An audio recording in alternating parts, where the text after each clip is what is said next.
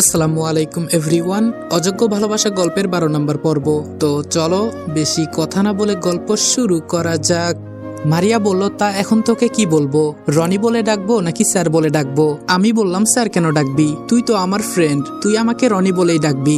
মারিয়া বলল, না, তুই তো আবার ম্যামের ভবিষ্যৎ জামাই। তিশা বলল, কি ব্যাপার, তোমার বন্ধু মানে? কিছুই তো বুঝলাম না। আমি বললাম, আমরা তো একসাথেই কাজ করি, এজন্য আমরা দুইজন ফ্রেন্ড, বুঝলেন ম্যাডাম? তিশা বলল, আবারও ম্যাডাম? কতবার বলেছি আমার নাম ধরে ডাকবা?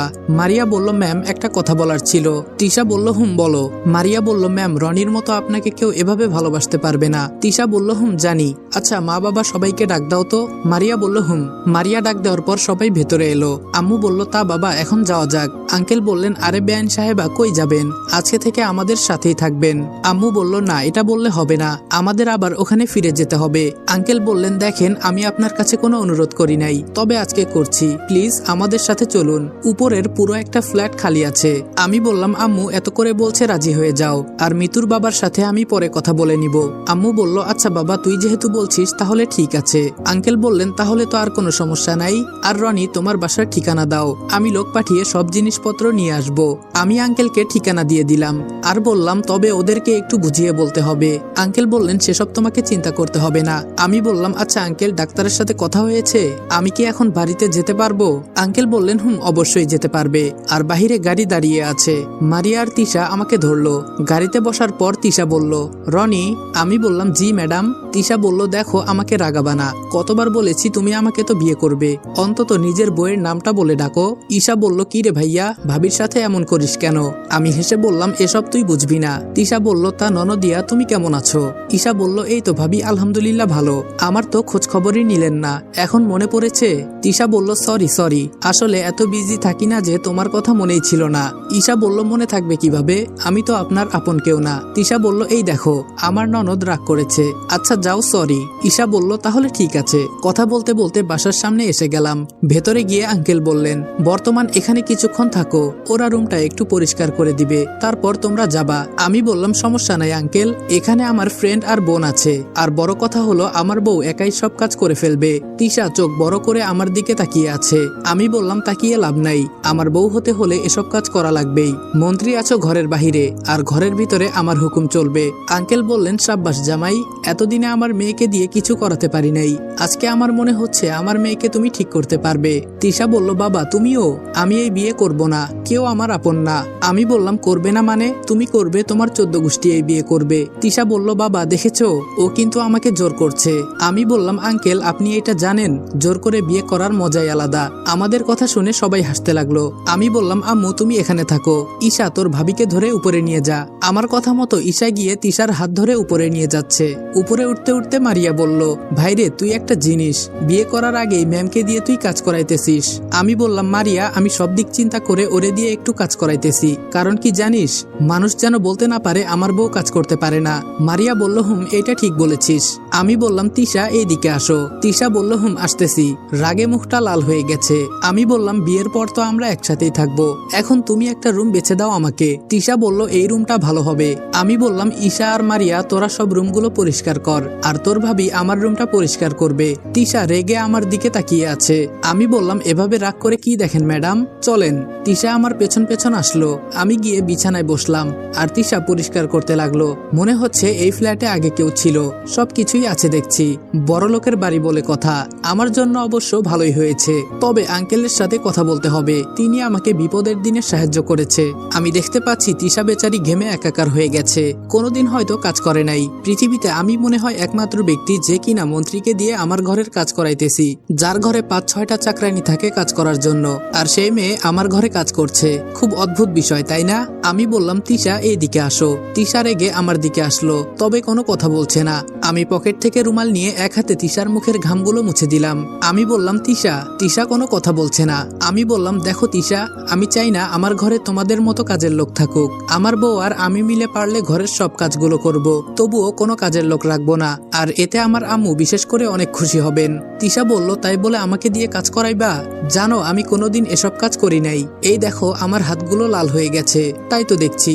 ইস বেচারি আমার জন্য মুখ বুজে এসব করেছে, ব্যাপারটা আমি বুঝতে পারছি। আমি বললাম তিশা আমাকে মাফ করে দাও, আমি আসলেই বুঝতে পারি নাই। তিশা বলল না না, তোমাকে সরি বলতে হবে না, তোমার জন্য এখন আমি সবকিছুই করতে পারি। আমি বললাম আমি সত্যি সরি, আমি জানতাম না কাজ করলে তোমার এই অবস্থা হয়ে যাবে, বিশ্বাস করো আর কোনোদিন তোমাকে আমি কাজ করতে বলবো না। তিশা বলল এখন কিন্তু একদম মাইর খাবা, আমি আমার স্বামীর সব কাজ করতে রাজি আছি, আমি মন্ত্রী হয়েছি দেখে কি হয়েছে, এতদিন আমি কোনো কাজ করি নাই, এখন দেখিও আমি তোমার কেমন সেবা করব। আমি বললাম তাহলে তো খুব ভালোই হবে, আমি তাড়াতাড়ি সুস্থ হয়ে যাব, আমার বউ আমার সেবা যত্ন করবে, বিয়ের আগেই বউ, ভাবতেই কেমন জানি ভালো লাগছে। তিশা বলল দাঁড়াও তাহলে, আজকেই তোমাকে আমি বিয়ে করার ব্যবস্থা করছি। আমি বললাম তিশা। তিশা বলল আবার কি হলো? আমি বললাম আমি চাই না তোমার কোনো ক্ষতি হোক, দরকার পড়লে তোমার জন্য আমি আমার জীবন দিয়ে দিব, তাও তোমাকে মরতে দিব না, তাই আগে ওই মেহেদি আর ওর বাবাকে না মেরে আমি ঠান্ডা হব না। তিশা বলল রনি তোমাকে কি আমি একটু জড়িয়ে ধরতে পারি? আমি বললাম বোকা মেয়ে, এই কথাটা কি বলতে হয়? আমাকে জড়িয়ে ধরতে কি আবার আমার কাছে অনুমতি নিতে হবে? আসো আমার বুকে। এই বলতেই তিশা আমার বুকের মাঝে শক্ত করে জড়িয়ে ধরলো। তিশা বলল নিজের জীবন যৌবন সব শেষ করে দিলাম এই নির্বাচন করে, কোনোদিন কোনো প্রেম ভালোবাসা নিয়ে কথা বলা তো দূরের কথা, এসবের পেছনেও তাকিয়ে দেখি নাই, আজকে তোমাকে জড়িয়ে ধরে বুঝতে পারলাম আমার আসল সুখটা কোথায় আছে, খুব ভালো লাগছে এখন, জানো সব কাজ যেন আমি এই মুহূর্তে ভুলেই গেছি, অনেক অনেক ভালো লাগছে, যা বলে তোমাকে বুঝাতে পারবো না। আমি বললাম এসব কথা বাদ দাও, আমি তো তোমার সাথে সব সময়ই আছি, আর মরার আগ পর্যন্ত থাকবো ইনশাআল্লাহ। তিশা বলল আমার হাতে মাইর খেতে চাও? আমাকে সুখের ঠিকানা দেখিয়ে তুমি একা একা চলে যাবা, তা তো আমি কোনোদিনই হতে দিব না, দরকার পড়লে দুজনেই একসাথে চলে যাব। আমি বললাম হাসপাতালে তো বলেছিলে আমার জন্য তোমার এখনো কোনো ফিলিংস তৈরি হয় নাই, আজকে তো একেবারে জড়িয়ে ধরলে। তিশা বলল আমি কি আগে জানতাম তোমাকে আমি এত ভালোবেসে ফেলবো? আমি বললাম আমিও তোমাকে ঠিক এইভাবেই ভালোবাসতাম জানো, কিন্তু বলতে পারি নাই। যখন শুনেছি তোমার বিয়ে হয়ে যাবে খুব কষ্ট হচ্ছিল, আমার মনে হচ্ছিল যেন এই পৃথিবী ছেড়ে চলে যাই। তিশা বলল আমাকে যদি আগে এই ভালোবাসার কথা বলতা তাহলে কি আজকের এসব হতো বলো? আমি বললাম আগে যদি বলতাম তুমি আরো অহংকারী হয়ে যেতে, বলতে আমি তোকে চাকরি দিয়েছি, এইটাই তোর কপাল, আবার তোমাকে প্রপোজ করার দায়ে হয়তো আমাকে জেলে পচে মরতে হতো। তিশা বলল মোটেও না, আমি এত অহংকারী না, আমি সব সময় গরিবদের সাহায্য করি। আমি বললাম তিশা মানুষ যদি বলে তুমি আমাকে বিয়ে করেছো কেন, তখন তুমি কি বলবে? তিশা বলল বলবো আমি যাকে ভালোবাসি তাকে আমি বিয়ে করেছি। আমি বললাম কোনোদিন যদি আমার কোনো অঘটন হয়ে যায় তুমি কি করবা? তিশা বলল সাবধান, এসব কথা কখনো বলবে না। আমি বললাম মনে করো যদি হয়ে যায়? তিশা বলল তুমি ছাড়া আমার জীবনে কেউ নেই, আর হবেও না, চিরকাল তুমিই থাকবে। আমি বললাম দেখেছো আমি বলেছিলাম না, ভালোবাসা কোন দিন কোথায় থেকে আসে বা হয়ে যায় এটা কেউই বলতে পারে না। তিশা বলল তুমি ঠিকই বলেছো, ভালোবাসা কি এটা আমি আজকে বুঝতে পারলাম। আমি বললাম আচ্ছা তুমি এর আগে কারোর সাথে প্রেম করো নাই? তিশা বলল আমার শরীরে কোনো পুরুষ একটুও ফুলের টোকা তো দূরের কথা শরীরে হাত দেওয়ারও সাহস পায় নাই। আমি বললাম আমার কিন্তু সেই সাহস আছে। তিশা বলল আছে দেখেই তো তোমাকে আমি জড়িয়ে ধরেছি। আমি বললাম আমার থেকে কত ধনী ধনী ছেলে তোমাকে বিয়ে করার জন্য এক পায়ে দাঁড়িয়ে থাকবে। তিশা বলল জীবন ভরই তো টাকা আর পদের পেছনে ছুটলাম, কই কেউ তো একটু সুখ এনে দিতে পারলো না, শুধু সবাই টেনশনে ফেলে গেছে, আর তুমি যেদিন আমার জীবনে এলে বিনা স্বার্থে আমার জন্য সবকিছু করে যাচ্ছ, তোমার মতো আমাকে কে এত ভালোবাসবে বলো? আমি বললাম তাহলে আজকে বুঝতে পারলা টাকা থাকলে সবকিছু হয় না? তিশা বলল অনেক বুঝেছি, টাকা দিয়ে সব কেনা গেলেও ভালোবাসা কেনা যায় না। আমি বললাম আমার একটা বিষয় ভাবতে খুব ভালো লাগছে জানো? তিশা বলল কি গো? আমি বললাম দেখো বিয়ের আগে এসব গো বাবু জান কলিজা এসব কিচ্ছু বলতে পারবা না। তিশা আরো শক্ত করে আমাকে জড়িয়ে ধরে বলল মন্ত্রীর মুখে মুখে কথা বলার সাহস তোমাকে কে দিয়েছে? তোমাকে এখনই বন্দি করা হবে। আমি বললাম জো হুকুম মহারানী, আমি আপনার অন্তরে বন্দি হতে আজীবন রাজি আছি। তিশা হেসে দিয়ে বলল তুমি তো দেখি খুব মজা করতে পারো। আমি বললাম তুমিও কি কম করো আমার সাথে? তিশা বলল রনি আই লাভ ইউ। আমি তিশার কথা শুনে চিন্তায় পড়ে গেলাম। তিশা বলল কি হলো বলো না কেন, আর কি চিন্তা করছো? আমি বললাম এই আই লাভ ইউর উত্তরটা বাসর রাতে পাবে। তিশা বলল না না এভাবে বললে হবে না, আমি এর উত্তর চাই। আমি বললাম আমিও বলবো না। তিশা বলল যাও তোমার সাথে আরই কোনো কথা বলবো না তোমার সাথে। আমি বললাম আমার বাবুটা কি রাগ করেছে? তিশা বলল এই তো ধরা পড়ে গেলা। আমি বললাম ও মা এটা আবার কিভাবে? তিশা বলল তুমি তো বলেছো বিয়ের পর এসব বাবু কলিজা বলতে, কিন্তু এখন তো তুমি আমাকে বাবু বলে ডাকলা, এই রে ধরা খেয়ে গেছি, এখন কি করা যায় কি করা যায়? কথা ঘোরানোর জন্য বললাম। আমি বললাম আরে আমি বাবু বলতে বুঝিয়েছি তোমার আর আমার বাবুর কথা। তিশা বলল যাহ লজ্জা করে না এসব কথা বলতে? তিশার তো লজ্জায় মুখটা লাল টুকটুকে হয়ে গেছে। আমি বললাম এত লজ্জা পেলে তো হবে না। তিশা বলল তুমি এসব কথা আর বলবা না, এসব তো আরো অনেক দেরি আছে। আমি বললাম না এসব বললে হবে না, আমরা খুব শীঘ্রই বিয়ে করব, আর আমাদের ছোট্ট একটা মেয়ে থাকবে। তিশা বলল এসব যদি আরেকবার বলো তাহলে কিন্তু আমি সত্যি সত্যি চলে যাব। আমি বললাম আচ্ছা সরি আর বলবো না। হঠাৎ করে তখনই মারিয়া এসে বলল, রনি সবকিছু গোছানো শেষ। তিশা লাফ দিয়ে আমার থেকে দূরে চলে গেল। মারিয়া বলল, আমি কিন্তু কিছুই দেখি নাই। আমি বললাম, তোর জন্য একটু রোমান্সও করতে পারলাম না, যা এখান থেকে শালি। মারিয়া বলল, কর কর, আরো বেশি করে প্রেম কর, আমারও সময় আসবে। আমি বললাম, সেই দিনটা কোথায় রে বোন? মারিয়া বলল, থাক তুই, এই বলে চলে গেল। তিশা বলল, এই তোমার একটুও লজ্জা শরম নাই? ও আমার সেক্রেটারি, ওর সামনে এসব বললা কেন? এখন আমাকে কি ভাববে ও? আমি বললাম, কিছুই বলবে না। মারিয়া আরো তোমাকে আর আমাকে এক করতে সাহায্য করতে চেয়েছিল। তিশা বলল, কি? আমি বললাম, এত অবাক হয়ে লাভ নাই, এখানে আসো, ভালোই তো লাগছিল এতক্ষণ। তিশা বলল, মায়ের খেতে চাও? এখন আর এসব চলবে না, আমার অনেক কাজ পড়ে আছে, কাজগুলোও তো করতে হবে, তাই না? আমি বললাম, আচ্ছা যাও, আর সবকিছু মারিয়াকে দিয়ে করাইবা আমি সুস্থ হওয়ার আগ পর্যন্ত, মনে থাকে যেন। তিশা বলল, আমাকে নিয়ে তোমার এত চিন্তা করতে হবে না স্যার, আর আমি কাজ শেষ করে আসবনি। আমি বললাম, আচ্ছা যাও, তবে মারিয়াকে একটু ডেকে দিও, ওর সাথে আমার কিছু কথা আছে। তিশা বলল, আচ্ছা তাহলে যাই। আমি বললাম, এইদিকে একটু আসো তো। তিশা বলল, আবার কি হয়েছে? আমি বললাম, আসতে বলেছি আসো, এত কথা বলো কেন? তিশা আমার কাছে আসতে ওর মুখটা ধরে আস্তে করে ওর ঠোঁটে একটা কিস করলাম। আমি বললাম, এখন তাহলে যাও। তিশা বলল, এই কিসে কিন্তু মন ভরে নাই, পরে আমারটা আমি নিয়ে নিব, এই বলে চলে গেল। কিছুক্ষণ পরে মারিয়া চলে আসলো। মারিয়া বলল, তা মামা, প্রেম তো খুব জমেছে, তোদের দুইজনের একজন আরেকজনকে ছাড়ার কোনো নামই নেই। আমি বললাম, ধুর, তুই যখন প্রেম করিস তখন কি তোর প্রেম আমি দেখি? তাহলে আমার প্রেমের উপর তুই নজর দিতেছিস কেন? মারিয়া বলল, তবে আমার একটা বিষয় খুব খারাপ লাগলো রে রনি। আমি বললাম, কোন বিষয়টা তোর খারাপ লাগলো? মারিয়া বলল, আমি তো ভেবেছিলাম তিশা ম্যামকে পটাতে খুব কষ্ট হবে, তোকে আমি সাহায্য করব, আর তুই আর আমি মিলে ম্যামকে পটাবো, কিন্তু দেখ কিছুই করা লাগলো না, ওরা তোকে এভাবেই মেনে নিল। আমি বললাম, খুব ভালো হয়েছে। আর একটা বিষয় দেখলি আঙ্কেল, উনি খুব ভালো মানুষ, ওনার ভেতরে কোনো হিংসা নাই। মারিয়া বলল, তোর শ্বশুর বাড়ির সবাই খুব ভালো। আমি বললাম, আমার শ্বশুর বাড়ি আর তোর বুঝি কিছুই হয় না? মারিয়া বলল, আমি তো শুধু ম্যামের সাথে কাজ করি। আমি বললাম, তাহলে তোর ম্যাম আমার কি হয় শালি? মারিয়া বলল, সেটা যাই হোক, তবে একটা ইচ্ছা আমার পূরণ হলো না রে রনি। আমি বললাম, তোর আবার কোন ইচ্ছে পূরণ হলো না? মারিয়া বলল, কত ইচ্ছে ছিল আমার, তিশা ম্যামের জন্য তৃতীয় বিশ্বযুদ্ধ করব, কিন্তু তা আর হলো না। আমি বললাম, তোর তো দেখি অনেক শখ। মারিয়া বলল, তুই বেটা জানিস, তৃতীয় বিশ্বযুদ্ধ হলে সবাই বলতো যে ভালোবাসার জন্য এক ছেলে আর এক মেয়ে তৃতীয় বিশ্বযুদ্ধ করেছে, তুই আর আমি খুব নামকরা হয়ে যেতাম, কিন্তু আফসোস এসব এখন আর সম্ভব নয়। আমি বললাম, তোর মাথায় শুধু গোবর বাদে আর কোনো কিছুই নাই, আমাকে মারার চিন্তা তো খুব ভালোই করতে পারিস। মারিয়া বলল, আচ্ছা এখন তো তুই আর কাজ করতে পারবি না, তাহলে তোর প্ল্যানটা কি? এখন তুই কি করতে চাস? আমি বললাম, আমার কথাগুলো মনোযোগ দিয়ে শোন। মারিয়া বলল, বল।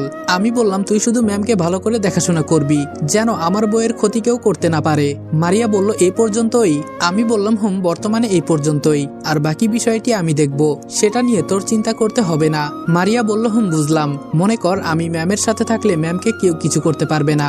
আমি বললাম, এই কথাটা মনে থাকে যেন, আর একটা কথা মনে রাখিস, তিশা কিন্তু তোর ম্যাম হলেও এখন কিন্তু বর্তমানে সে আমার বউ, সো খুব ভালো করে খেয়াল রাখবি। মারিয়া বলল, এখনো বিয়ে করিস নাই, এখন আবার বলিস বউ? আমি বললাম, বিয়ে করি নাই তো কি হয়েছে, বিয়ে তো করবই। মারিয়া বলল, আচ্ছা তিশাকে ম্যাম বলবো নাকি ভাবি বলবো? আমি বললাম, কেন, আমি কি তোর ভাই হই? এমনেই এক বোনের জ্বালাই বাঁচি না। মারিয়া বলল, আমি যা খুশি তাই ডাকতে পারবো, তাতে তোর কি? আমি বললাম, আরে না, আমার আবার কি? মারিয়া বলল, আচ্ছা আমি যাই রে, দেখি ম্যাম কি করে। আমি বললাম, যা, আর তিশার খেয়াল রাখবি কিন্তু। মারিয়া চলে গেল। কিছুক্ষণ বসে থাকার পর দেখি ফোনটা বাজতেছে। ফোনটা রিসিভ করে বললাম, ফাহিম কেমন আছিস? ফাহিম বলল, বন্ধু আমার সবকিছু শেষ হয়ে গেল রে। আমি বললাম, আরে তোর আবার কি হয়েছে বলবি তো? ফাহিম বলল, বন্ধু মা আমার বিয়ে ঠিক করার জন্য মেয়ে দেখছে, আমি তো সাদিয়াকে ছাড়া বাঁচতে পারবো না। আমি বললাম, এই সাদিয়াটা আবার কে? ফাহিম বলল, ধুর শালা, তোরে বলেছিলাম না একটা মেয়েকে আমার জন্য পটিয়ে দিতে, তুই ভুলে গেছো? আমি বললাম, ওহ মনে পড়েছে বন্ধু, এখন কি হয়েছে ঘটনা খুলে বল। ফাহিম বলল, আমি বাড়িতে এসে ভালো একটা কাজ পেয়েছি, বেতনও ভালো দেয়, কিন্তু কয়েকদিন যেতে না যেতেই মা আর বাবা মিলে আমার জন্য পাত্রী দেখা শুরু করেছে। আমি এই বিয়ে করতে চাই না, আমি শুধু সাদিয়াকে চাই। আমি বললাম, আরে তুই যে সাদিয়াকে না নাদিয়াকে চাস সেটা পরের ব্যাপার, আগে তো তারও তোকে চাইতে হবে তাই না? ফাহিম বলল, আমার মনে হয় কি সাদিয়াও আমাকে ভালোবাসে, কিন্তু বলতে পারে না, আমি দেখেছি ও আমার দিকে আর চোখে তাকিয়ে থাকে। আমি বললাম, আরে বাড়িতে যাবার আগে প্রপোজটা তো করে যেতি। ফাহিম বলল, আমি কি জানতাম আম্মু আমার জন্য মেয়ে দেখবে? আমি বললাম, তুই এক কাজ কর, 1-2 মাস তোর মা বাবাকে বুঝিয়ে রাখ, পরে আমি আসতেছি। আর তোর সাদিয়ার কোনো নাম্বার বা ঠিকানা জানোস? ফাহিম বলল, কিছুই জানি না, শুধু ফোনে একটা পিক আছে, এটা আমি লুকিয়ে তুলেছি। চেয়েছিলাম। আমি বললাম আচ্ছা আমার ফোনে পিকটা দিয়ে দিস, আর বাকি বিষয়টি আমি দেখব। আর তোর মা বাবাকে বলবি আমি 2 মাস পর বিয়ে করব। আমি আসতে পারতাম এখনই, কিন্তু আমি হাতে ব্যথা পেয়ে গেছি, ভালো হতে একটু সময় লাগবে। ফাহিম বলল আচ্ছা সমস্যা নাই, আম্মুকে বলে রাজি করিয়ে নেব। তুই একটু আমার বিষয়টা দেখিস। আর তোর হাতে কি হয়েছে? আমি বললাম পরে তোকে বলবনি। ফাহিম বলল আচ্ছা বন্ধু তোর কি খবর? আমি বললাম অনেক ভালো, তবে আমি যাকে ভালোবাসি তাকেই পেয়েছি। ফাহিম বলল কাকে তুই ভালোবাসিস? কই আমাকে তো বলিস নাই। আমি বললাম কাকে ভালোবাসি এটা শুনলে তুই হার্ট অ্যাটাক করতে পারিস, তাই বলবো না, তোকে একেবারে আমার বিয়েতে দাওয়াত দিব। ফাহিম বলল তাহলে তো খুব ভালো, তোর জন্য একটা বিয়ে খেতে পারবো। আমি বললাম সেটা অনেক দেরি। ফাহিমের সাথে কথা শেষে ফোন রেখে দিলাম। এভাবে 20 দিনের মতো চলে গেল, তবে মেয়র আর তার ছেলে এখনো কিছুই করছে না। তবে এটা বুঝলাম ওরা সুযোগ বুঝে কাজ করে। সকালে রুমে বসে বসে ভাবছি আমার উপর এত দায়িত্ব, আমি যদি এখন বসে থাকি তাহলে সব শেষ। আমাকে এক হাত দিয়ে সবকিছু করতে হবে। কোথায় থেকে শুরু করা যায়? এই তো বুদ্ধি পেয়েছি, ওদের দিয়েই ওদের মারবো। কথায় আছে না কাটা দিয়ে কাটা তুলতে হয়, আমিও ঠিক এখন এইটাই করব। রুম থেকে বের হতেই আম্মু বলল কই যাস বাবা, এখানে আয় বস। আমি বললাম হুম আম্মু বলো। আম্মু বলল বাবা ওরা তো খুব বড় লোক, কিন্তু আমাদের মেনে নিল কিভাবে? আমি বললাম আম্মু তুমি দেখো নাই ওদের ভেতরে কোনো অহংকার নাই? আম্মু বলল হুম খুব ভালো মনের মানুষ ওনারা। আমি বললাম হুম ঈশা কই আম্মু? আম্মু বলল কলেজে গেছে টিসি আনতে। আমি বললাম সাথে কেউ গেছে নাকি একা একা? আম্মু বলল আমার বৌমার সাথে যে মেয়েটা থাকে না ও গেছে। আমি বললাম আচ্ছা আম্মু আমি একটু নিচ থেকে আসি। কি ব্যাপার তিশা তাহলে কি আজকে অফিসে যায় নাই? একটু পরে যাব তিশার কাছে। বাসার বাহিরে বডিগার্ডের কাছে গেলাম, সবাই আমাকে সালাম দিল। আমি সালামের উত্তর নিয়ে বললাম তোমাদের কাজ কেমন চলছে? ওরা বলল জি স্যার অনেক ভালো। আমি বললাম এই তুমি একটু এইদিকে আসো। যে বডিগার্ড মেয়রের সাথে কাজ করে ওকে ডাক দিলাম। ও বলল জি স্যার বলেন। আমি বললাম তোমাকে একটা কাজ দিব, করতে পারবা? বডিগার্ড বলল জি স্যার বলেন, অবশ্যই করতে পারবো। আমি বললাম মেয়রের বডিগার্ড কয়জন আছে? বডিগার্ড বলল জি স্যার সব মিলিয়ে 15 জন হবে। আমি বললাম ওদের ছুটি হয় কয়টায়? বডিগার্ড বলল রাত 11টার সময় ওরা সবাই বাড়িতে চলে যায়। আমি বললাম ওদেরকে রাত 11টার সময় আমার কাছে নিয়ে আসতে পারবা? সেই বডিগার্ড বলল কিন্তু কিভাবে আনবো স্যার? আমি বললাম ওদেরকে বলবা যত টাকা বেতনে চাকরি করে তার থেকে বেশি টাকা পাবে যদি আমার সাথে রাতে দেখা করে। বডিগার্ড বলল জি স্যার আমি চেষ্টা করব। আমি বললাম ঠিক আছে, এই জায়গায় ওদের নিয়ে আসবে, আমি অপেক্ষা করব। আর আমি কিন্তু তোমার উপরে অনেক বিশ্বাস করি, আশা করি এই বিশ্বাসের অমর্যাদা করবে না। বডিগার্ড বলল জি অবশ্যই স্যার, আমার জীবন থাকতে কোনো বেইমানি করব না। আমি বললাম তোমার নাম? বডিগার্ড বলল জি স্যার সুমন। আমি বললাম ঠিক আছে যাও, আর মনে করে ওদের কিন্তু নিয়ে যাবে। সুমন বলল অবশ্যই স্যার। আমি বাসার ভেতরে গেলাম, আমার এখন টাকা লাগবে, অনেক টাকার দরকার আমার। আঙ্কেল আর আন্টিকে তো দেখতে পাচ্ছি না, কই গেল তারা? আমি তিশার কেবিনে গেলাম, দেখি কি জানি লিখছে। আমি বললাম কি ম্যাডাম কি করেন? তিশা বলল আরে স্যার আপনি যে, এখানে এসে বসেন। এই বলে তিশার চেয়ারে আমাকে বসিয়ে ও আমার কোলে বসলো। আমি বললাম তা আমার ম্যাডাম আজকে অফিসে যায় নাই কেন? তিশা বলল আজকে শরীরটা ভালো লাগছে না, এজন্য যাই নাই। আমি বললাম দেখি কি হয়েছে। এই বলে ওর কপালে হাত দিলাম। তিশা বলল আরে এত উত্তেজিত হতে হবে না, এমনিই হালকা খারাপ লাগছে। তিশা আমাকে জড়িয়ে ধরলো। আমি বললাম এভাবে জড়িয়ে ধরলা কেন? তিশা বলল এভাবেই আমার ভালো লাগছে। আমি বললাম আচ্ছা তিশা, যেটার জন্য এখানে আসলাম। তিশা বলল তুমি আমার কাছে দরকারে এসেছো? যাও যাও বুঝলাম, তুমি আমার জন্য আসো নাই। আমি বললাম আরে বাবা তোমাকে দেখতে মন চেয়েছে এজন্যই এসেছি, তুমি যে কি সব বলো না। তিশা বলল তাই বুঝি? আমি বললাম হুম, তবে আমার মনে হচ্ছে আমার ভেতরে আলাদা একটা পাওয়ার ঢুকে গেছে। তিশা বলল সেটা আবার কেন? আমি বললাম এই চেয়ারটা তো একজন মন্ত্রীর, আর মন্ত্রীর চেয়ারে বসলে তো পাওয়ার আসবেই। তিশা বলল হ্যাঁ স্যার বুঝলাম, তবে এখন আমি আপনার জন্য কি করতে পারি? আমি বললাম একটা কিস করতে পারো চাইলে। তিশা বলল কত শখ স্যারের, এত শখ কিন্তু ভালো না। আমি বললাম তুমি আবার কে? আমার বউয়ের কাছ থেকে আমি কিস চেয়েছি, সে দিবে, এখানে তুমি কথা বলছো কেন? তিশা বলল আচ্ছা তাই নাকি, তবে সেই বউটা কে একটু জানতে পারি? আমি বললাম তার নাম তিশা, সে আমার মনের রানী। তিশা বলল খুব কথা বলতে শিখে গেছো তো দেখছি। আমি বললাম আমার বউ একজন মন্ত্রী, আমি যদি তার থেকে বড় কিছু হতে না পারি তাহলে কেমন হয়? তিশা বলল তুমি সবসময় আমার উপরে থাকবে, আমার জায়গা তো তোমার পায়ে। আমি বললাম স্বামী ভক্তি কোন দিন থেকে? তিশা বলল এটাকে স্বামী ভক্তি বলে না, আমি তোমাকে কতটা ভালোবাসি তাই বুঝালাম, আর কতটা সম্মান করি। আমি বললাম আচ্ছা আসল কথা তো বলাই হলো না। তিশা বলল কি বলতে চাও? আমি বললাম আসলে আমার কিছু টাকা লাগতো। তিশা বলল আগে বলবা না? এই নাও আমার ক্রেডিট কার্ড, যত টাকা লাগে খরচ করো, তুমি যত টাকা লাগে খরচ করো, তুমি আমার একমাত্র জামাই, তুমি ছাড়া আমার কে আছে বলো? আমি বললাম টাকাগুলো পরে দিয়ে দিব। তিশা বলল একদমই লাগবে না। আমি বললাম তাই বলে বইয়ের টাকা খরচ করব? তিশা বলল, আমার টাকা খরচ করার মতো কে আছে বলো? এত এত টাকা আমার, আর আমার বাবার সব সম্পত্তি তো তুমিই পাবে। আমি বললাম, এসব কথা একদম বলবা না, এসব আমার কিছুই লাগবে না, সব তোমার নামে করে নাও। আর এই বিষয়ে একটা কথা যদি বলো তাহলে আমি আর তোমার সাথে কথা বলবো না। তিশা বলল, আচ্ছা সরি বাবা। আমি বললাম, ঠিক আছে, এখন যাও একটা কেচি নিয়ে এসো। তিশা বলল, কেচি দিয়ে কি করবে? আমি বললাম, দরকার আছে, তুমি যাও তো। তিশা বলল, আচ্ছা তুমি বসো, আমি নিয়ে আসছি। আমি বললাম, তাড়াতাড়ি করো। তিশা একটু পর একটা কেচি নিয়ে এলো। তিশা বলল, এখন বলো কি করতে হবে? আমি বললাম, হাতের ব্যান্ডেজ গুলো কাটো। তিশা বলল, এই তোমার মাথা খারাপ হয়ে গেছে? এখনো ভালো করে 1 মাস হয় নাই, এর মাঝেই কেটে ফেলবা? আমি বললাম, আরে সমস্যা হবে না, তুমি কাটো তো। তিশা বলল, আচ্ছা। আস্তে আস্তে সব ব্যান্ডেজ কেটে ফেললো, তবে এখন হাতটা একটু হালকা হয়ে গেছে। আর আগে মনে হচ্ছিল কে জানি হাতে পাথর বেঁধে রেখেছে, এখন হাতটা একটু নড়াতে পারছি। তিশা বলল, এখন কেমন লাগছে? আমি বললাম, অনেকটাই ভালো, তোমাকে জড়িয়ে ধরার মতো শক্তি আছে হাতে। তিশা বলল, ভালো হতে না হতেই এসব কথা বলা লাগে? আমি বললাম, অনেকদিন তোমাকে জড়িয়ে ধরি না, হাতের চিন্তা বাদ দাও, এমনিই ভালো হয়ে যাবে। এখন আসো তো, বুক আর মনের তৃপ্তি মিটিয়ে তোমাকে আজকে একটু জড়িয়ে ধরবো। তিশা বলল, চুপ করো, যখন মুখ দিয়ে যা আসছে তাই বলছো, এখন আসো আমার সাথে। আমি বললাম, কই যাবা? তিশা বলল, দেখতে থাকো। তিশার সাথে ওর রুমে যেতেই তিশা আমাকে নিয়ে বাথরুমে ঢুকে গেল। আমি বললাম, কি ব্যাপার, আমাকে এখানে নিয়ে আসছো কেন? তিশা বলল, তোমাকে আমি এখন নিজের হাতে গোসল করিয়ে দিব। আমি বললাম, প্লিজ এমন করো না, আমাদের এখনো তো বিয়ে হয় নাই।